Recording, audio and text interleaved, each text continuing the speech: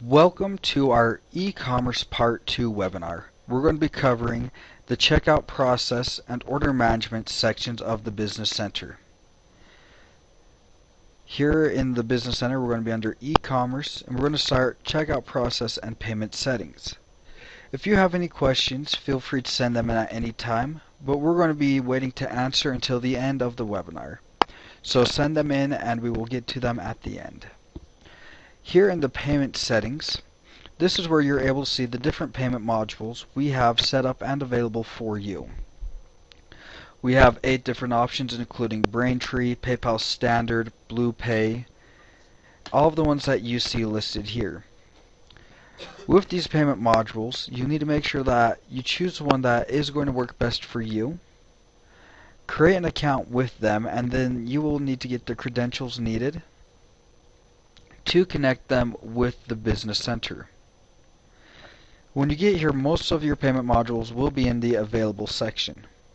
Once you've decided which one you're going to use, or if you're going to be using multiple payment modules, all you need to do is click Install, and it will move it to this top section. When you see this flashing border around the Configure button, that means they have not yet been set up, and you need to enter in the credentials required.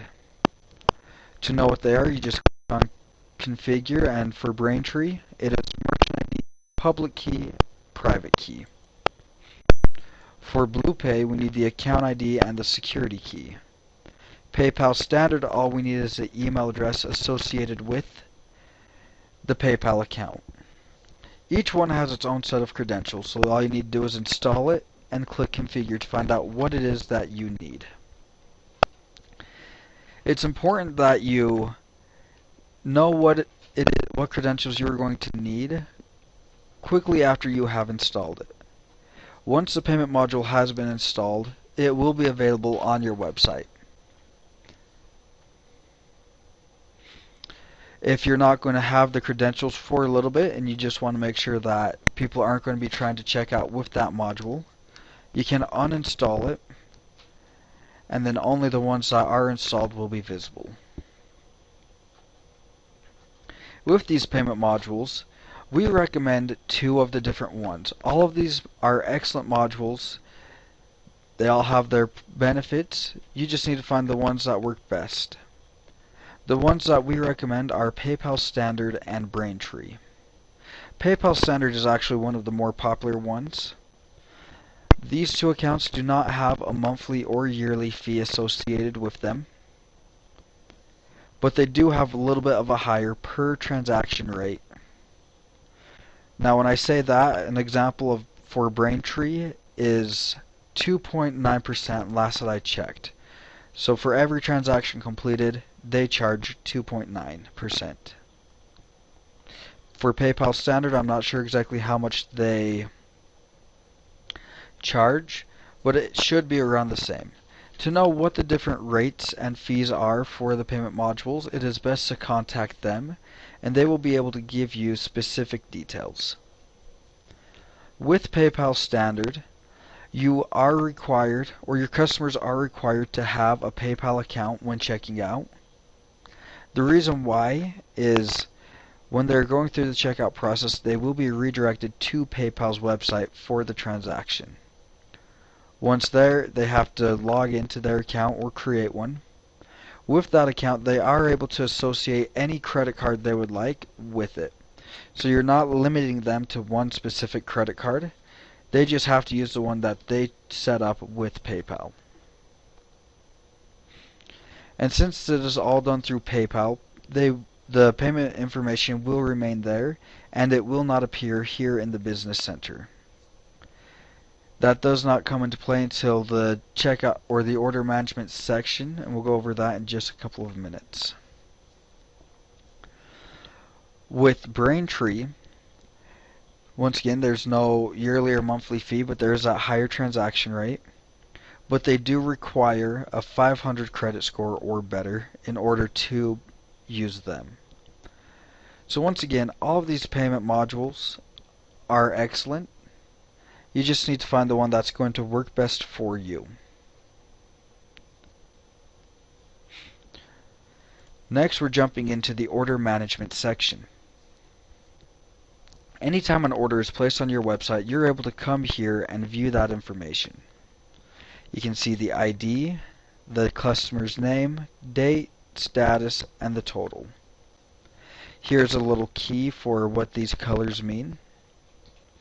And you're also able to filter for specific orders that have been placed. So that way, instead of having to go through multiple pages, you have them all in front of you for the criteria you specify.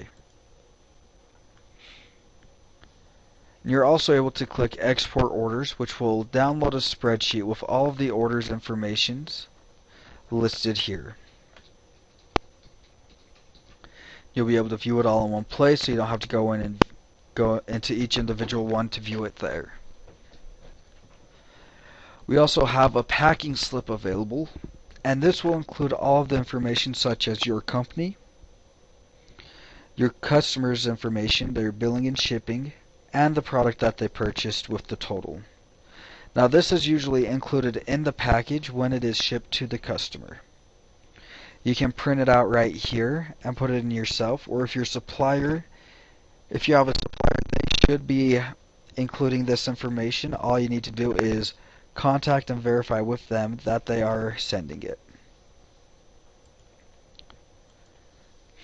Next, we have the order details.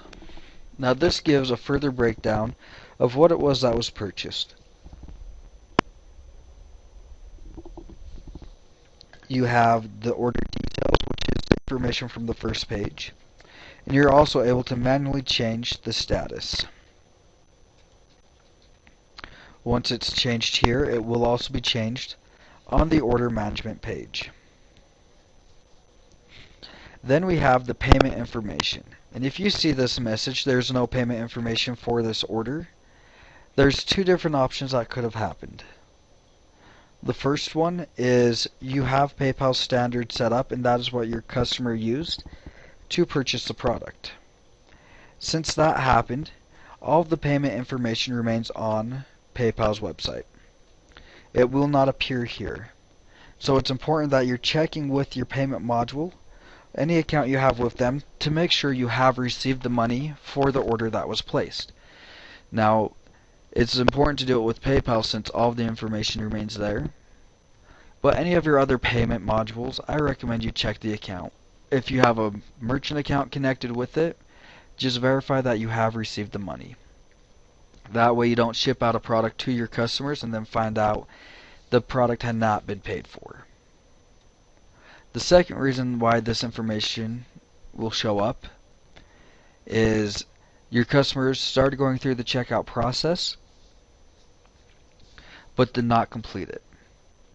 You'll have the order information, but there will not be any payment history. You're able to see what it was that they purchased, the tax, the shipping, and the total of the product and the total overall cost, their billing and shipping information. You're also able to leave specific notes here on their account. And as you get to the bottom, we have the purchase orders section. Now, if after you have verified that they've paid for the product, you'll come and create a purchase order, and this will have the SKU for the product and the quantity. It will also have the vendor or your supplier's name here. Now, it will automatically show up here if you have set up the supplier in your business center and associated it with your products. That will allow our system to quickly match up the product and the supplier, so you can create the purchase order and then send it over to them. If you do not have your supplier's information set up here in the business center, that is fine. We are still able to go through and get the information sent over to your supplier so they can ship the product. In order to do that, you will still create the purchase order and then come to this purchase order section under order management. All of your purchase orders are listed here, where you can print them, view them, edit them, or delete them.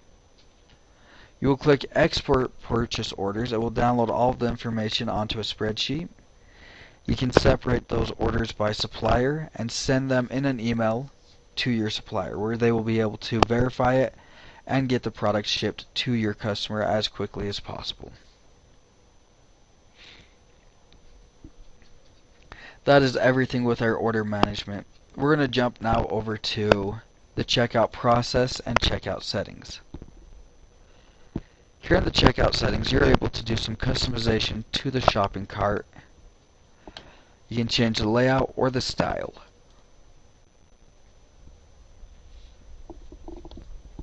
We have multiple different options for the layout. We have horizontal with a black header or without a black header, a vertical, or we have two different responsive options.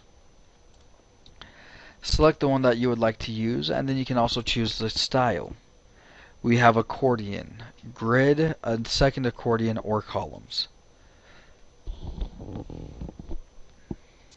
And once you've set these, make sure you click Save Settings, and they will be applied to your website.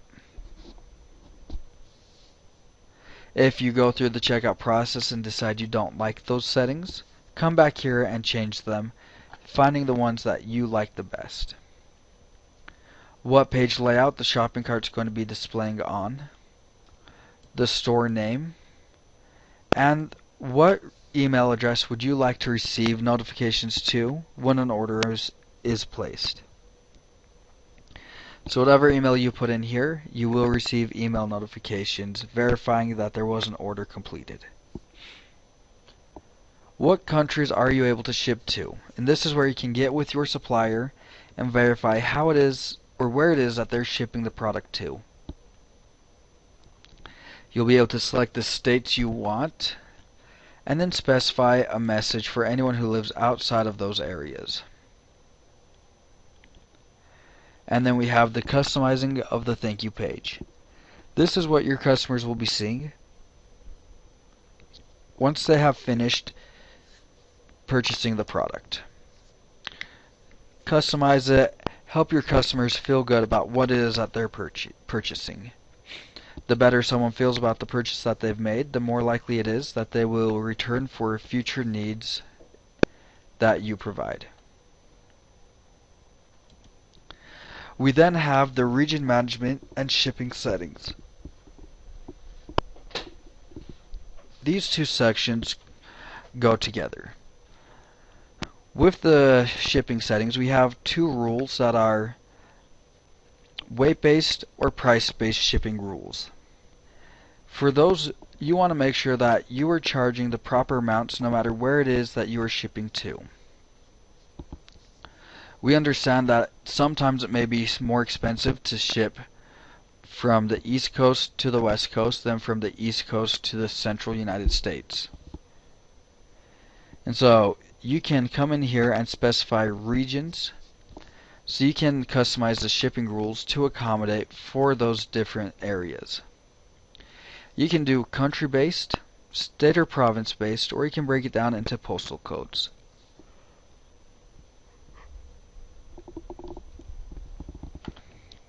Once you have created one, you'll see here we have United States as a country-based. You cannot create it as another. If we come into state or province, we are not able to select any of the states for the United States.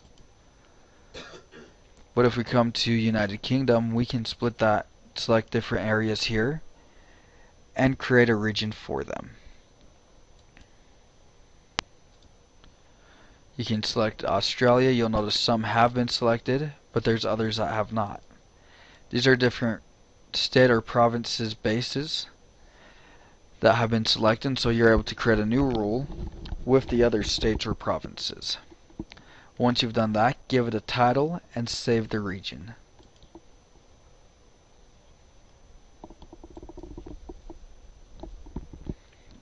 None of these are available because we've already created rules for them. Once you've created the rules, you're able to view them here, edit them, or delete them. Then we will come to shipping settings. Now, there were two that have the price-based and the weight-based, which are set up to work with the region management. But we also have UPS, FedEx, and USPS available. If you want to use one of them but you do not see them in this list, just come and click Add Rule, and you can choose which one of them you want to add. Click Configure and it will be added to this list. We're going to be going over price-based and weight-based first, and then we'll go over the other three. How you set these up is exactly the same, and so we'll go ahead and go with price-based. You're able to select if you're going to offer next day, 2-day, 3-day, or standard shipping.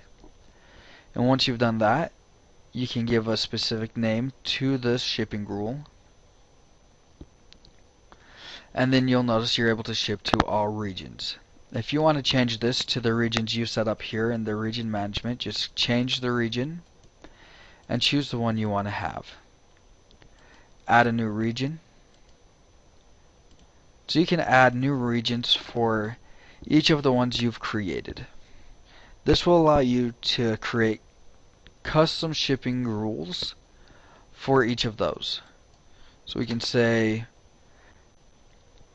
for the United States, $0 to $50 orders are going to be $3 for next day, $2 for 2-day, $1 for standard. And you can customize these however you would like.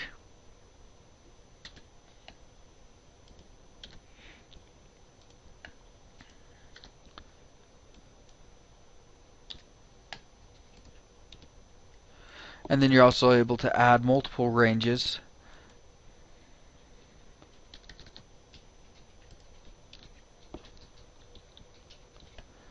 for each one.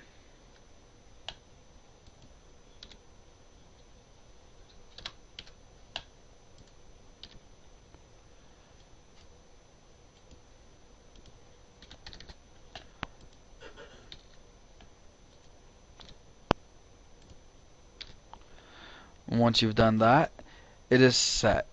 Now at any point, if you want to remove any of these ranges, just click Remove and it will be gone, and then this one will the last one will update to match the previous one. Whatever is in the gray box can only be changed if you change what is in this previous white box. Once you've set it for one region, just come here and select the next. And you can set these up however you would like. It is best to verify with your supplier how it is that they're going to be shipping. If this is the method they're going to be using, then just find out what their different rates are.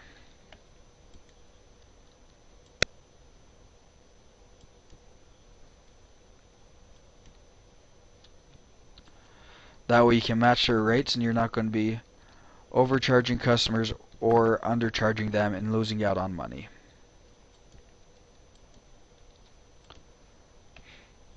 That's how you set up the price-based and the weight-based shipping rule. Next we have UPS, FedEx, and USPS. With these you will need to create an account with the company. Once you've created it, you'll be able to get the credentials that we require in order to connect them to the business center. For UPS, we need the access license number, user ID, password, and account number. Once you've set this information up, go ahead and click Test. It will send this information over to the company and they will go through and verify it all and send back the message. If it's everything set up correct, you'll get this congratulations. If not, our system will usually tell you where the issue is, if it's with the access license number, the ID, so that way you know what it is that you need to go back and verify. FedEx, we need the key, password, account number, and meter number. And then USPS, we need the username and password. Now this is not the username and password used to access your account. This username and password you will need to get separately. To do that, you can come here and search USPS API tools. This first one on the list will be the one that you select. You will sign into your account and then register for it. Once you've completed that, they will send you the information for the username and password, allowing you to connect the account with the Business Center. It's important that you find out how it is your supplier is going to be shipping for multiple reasons. The first one, as I stated, you want to make sure you're charging the same rates.